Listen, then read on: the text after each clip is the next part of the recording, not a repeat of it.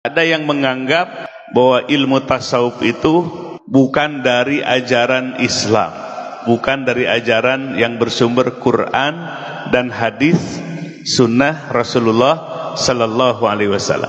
Ini kekeliruan yang harus diluruskan. Apa yang menjadi argumentasi atau dalilnya? Di mana ini sebagai pelajaran dasar, agama kita ada 3 rukun. Di masa Nabi disebut dengan iman, Islam, dan ihsan. Jadi di masa Nabi Jibril mengajarkan, ketika itu Jibrilnya menjelma menjadi seorang laki-laki, di mana penampilannya disebutkan dalam hadis itu rambutnya hitam legam, gamisnya rapih, seperti tidak menunjukkan bekas bepergian yang jauh. Nah, Jibril mengajarkan iman, Islam, ihsan. Iman artinya tentang keyakinan-keyakinan, keimanan-keimanan.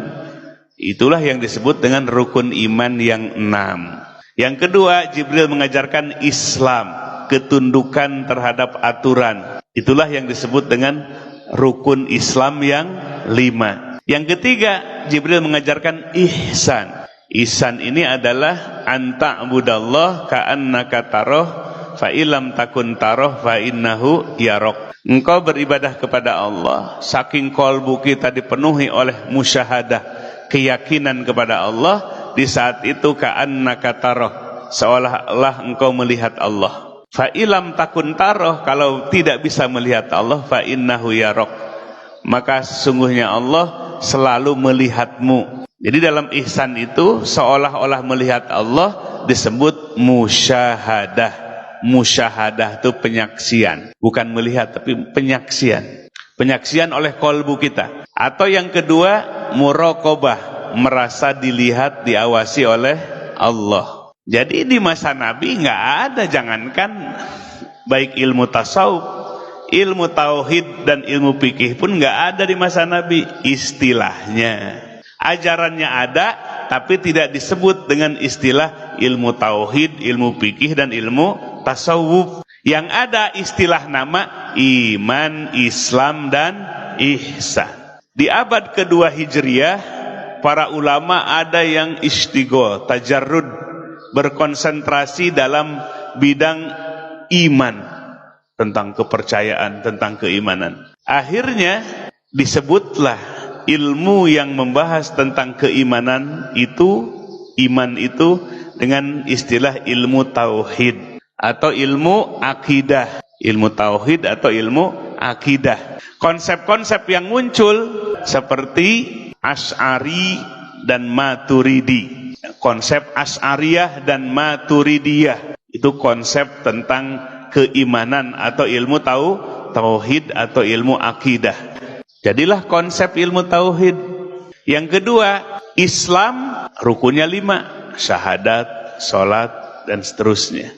Ada ulama yang istighol wa tajarrud, mengkonsentrasikan dalam Islam ini tentang syahadat, tentang sholat, tentang puasa, tentang haji, umroh. Maka pada akhirnya memunculkan satu disiplin ilmu dengan istilah ilmu fikih.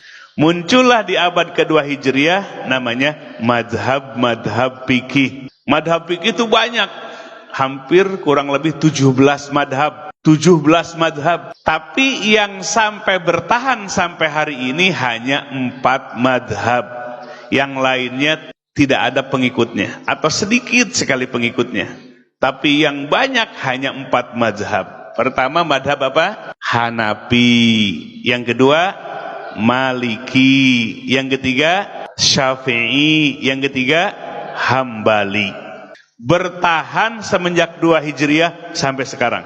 Madhab Syafi'i berkembang di Asia Tenggara, termasuk Indonesia, Malaysia, Singapura, Thailand Selatan, di Mesir.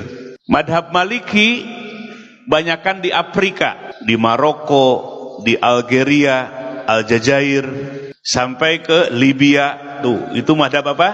Maliki.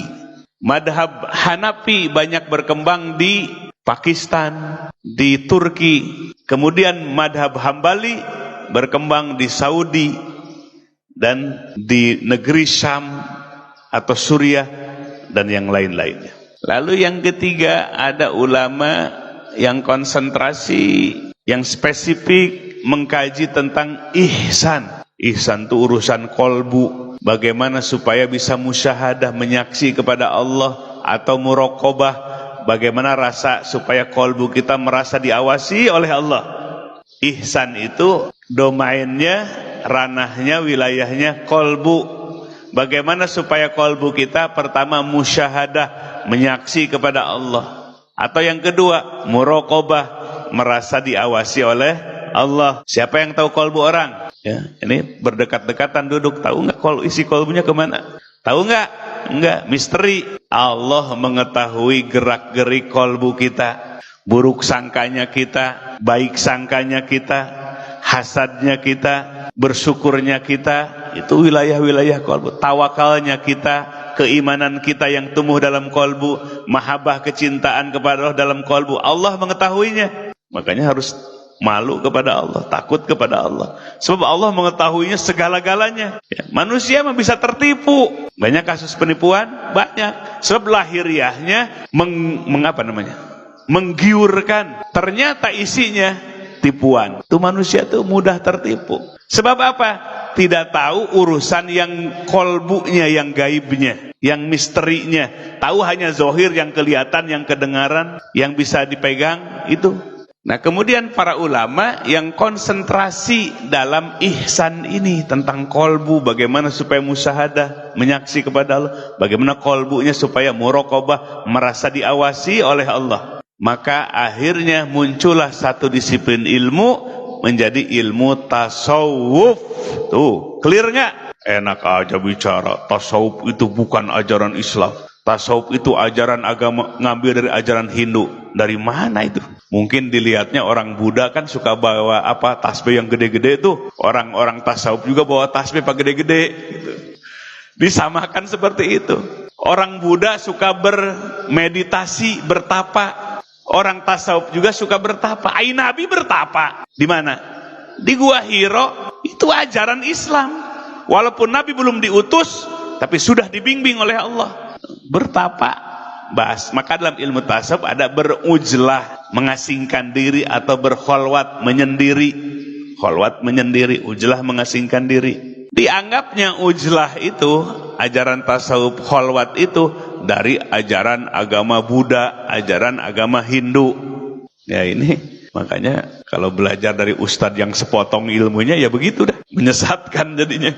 Coba lihat, coba melek. Para ulama seperti Imam An-Nawawi, para ulama seperti Ibnu Qayyim Al-Jauziyah, para ulama seperti Ibnu Taimiyah, Syekh Ibnu Taimiyah, semuanya ngarang kitab ilmu tasawuf. Ini tiba-tiba ilmu tasawuf itu bukan dari ajaran Islam, dari agama Hindu, Buddha, Kristen, ajaran Yunani segala macam disebut.